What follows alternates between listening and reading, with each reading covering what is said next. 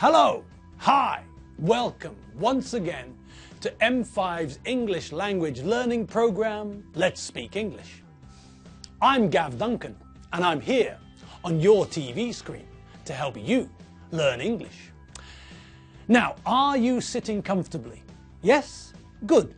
And are you ready for today's lesson? Yes? Good. Okay. Well, let's learn English together. And we're back in the studio, back here with Steve Austin and Oscar Goldman. No, we're not. That's a little white lie. They're not here in the studio with us. It's just me and the rest of the crew. Sorry, Steve and Oscar couldn't make it today. Oh well, never mind. We'll just have to make do without them. Okay. And so, on we go. On with what? You all know, don't you? Yes, that's right. It's on with the show. The show must go on, even if Steve Austin and Oscar Goldman couldn't make it. Okay, so, back to today. And it's revision time again. Let's revise some of the things we learned in the last few weeks. Are you ready? Set? Then let's go. Okay, so yesterday we started by looking at obligation and the language we use when we're talking about obligation, requirements and necessity.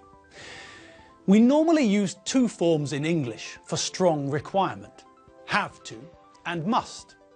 Must is simpler. We don't have to conjugate anything. It's the same form for all subjects. But even if it's simpler to use, it's more dangerous. We can easily offend people and cause problems. So I say, follow the golden rule. Use must with ourselves and use the other English form for strong requirement, have to, when we're talking about other people. Okay, so have to is the other form we use in English when we're talking about strong obligation. With have to, we have to conjugate, but that's no big deal. We know we have to be careful with the third person singular form of the verb to have, and so when we use have to, we change to has to when we're talking about the third person singular. Not so difficult, is it? No. In fact, for us, gods of English, it's easy. We know that we use have to for I, you, we, you and they. And we know that we use has to for he, she and it. Simple. Great, fab, okay, OJ, PJs, PG tips, the GNU. Okay, so what else do we have to remember? Well, we have to remember that when we add not to the two forms for strong obligation, we get two very different results. When we add not to must, we get must not or mustn't. We always prefer the short version. Now, when we look at mustn't, we can see that it's the logical opposite of must. I must do this means that there is a strong obligation to do this. If I don't do it, there will be trouble.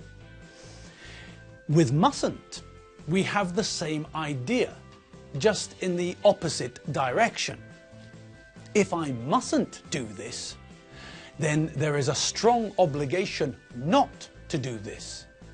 If I do this, there will be trouble. Okay? All clear? Yes, of course. Now, the strange change comes when we add not to have to. For a start, we have to use the verb to do. We can't just throw not in and hope for the best. No. No. We use the verb to do to make sentences with have to when we add not.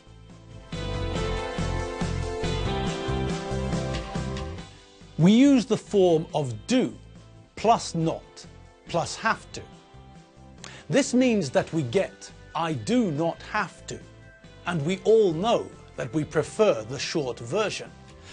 So we get I don't have to.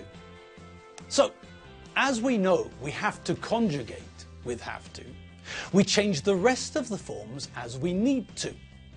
We use don't have to for I, you, we, you and they. And we use doesn't have to for he, she and it. Simple. Okay, the form is simple enough, but the meaning changes when we go from have to don't, doesn't have to. The meaning of have to is clear. There is strong obligation. You have to do this. There will be trouble if you don't. When we change to don't, doesn't have to, all obligation is removed. It just vanishes. It disappears.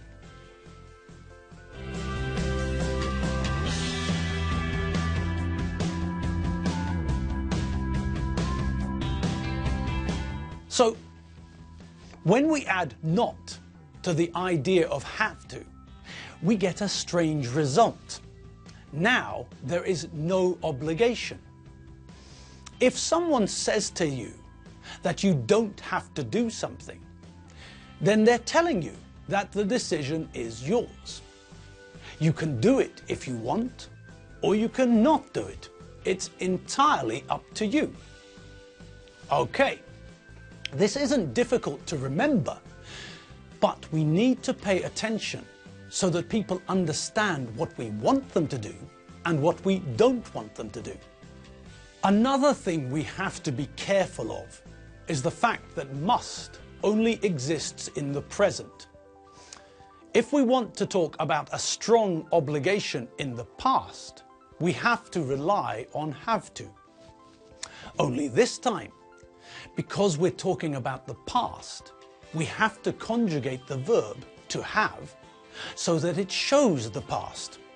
Have to becomes had to. Okay, but this is also very simple. When we use had to, we know that we don't have to change anything. We use the same form for every subject. I, you, he, she, it, we, you, they, had to. Simple. Okay, now after we checked the idea of strong obligation, we decided to have a look at something else, didn't we? That's right, we had another gander at comparative and superlative adjectives, didn't we? Now, with regular, short adjectives, we made the comparative form by adding er to the end of the adjective. When we want to make the superlative form from short adjectives, then we put the in front of the adjective and add est to the end.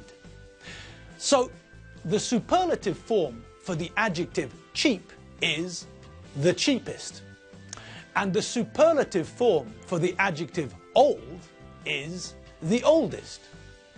Now, just like comparatives, if the adjective ends in vowel plus consonant, then we double the last letter before adding est. So the comparative form for hot is hotter, and the superlative form is the hottest. If the adjective ends in y, then, just like with the comparative form, we replace the y with iest. So happy becomes happier in the comparative form and the happiest in the superlative form. Good. Now, what about longer adjectives? What do we do there to create the superlative form? Correct, a monkey see, monkey do. When we make the comparative form of longer adjectives, those adjectives with more syllables, then we don't change the adjective, but we put the word more in front of the adjective. This way, we can talk about the fact that Michael Dudikoff is not dangerouser than Jean-Claude Van Damme, but he is more dangerous than Jean-Claude Van Damme. Now, to make the superlative form of longer adjectives, we also don't change the adjective, but with the superlative form, we put the most in front of the adjective. So now we can say that Michael Dudikoff is more dangerous than Jean-Claude Van Damme.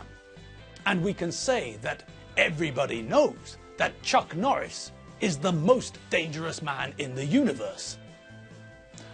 Okay, now back to reality. Let's see if we can make the comparative and superlative forms of the following adjectives. Great. Now, what answers did you get?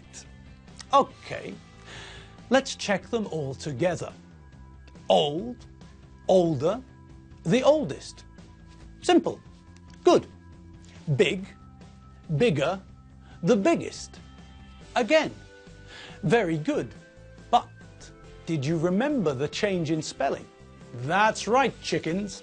Because the adjective big ends in vowel plus consonant, we have to remember to double the last letter. So, there is one G in big, but in bigger and the biggest, there are two G's. And the next one? Well, that's very similar. Sad becomes sadder and the saddest.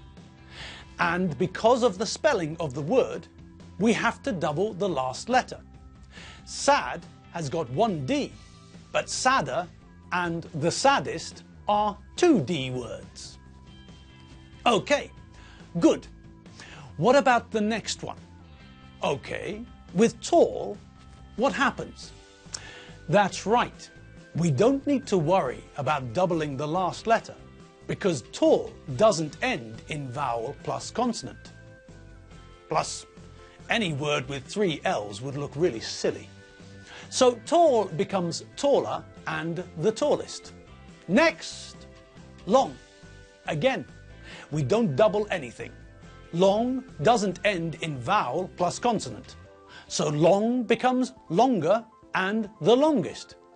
Great, we're on fire. Just like the crazy world of Arthur Brown. I am the god of hellfire, and I bring you fire.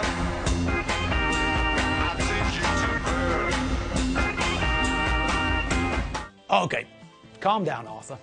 Right, back to the adjectives. What's next? Ugly! Aha! Another adjective which ends with a Y, so we have to change the Y ending. And ugly becomes uglier and the ugliest. Good. Next, expensive.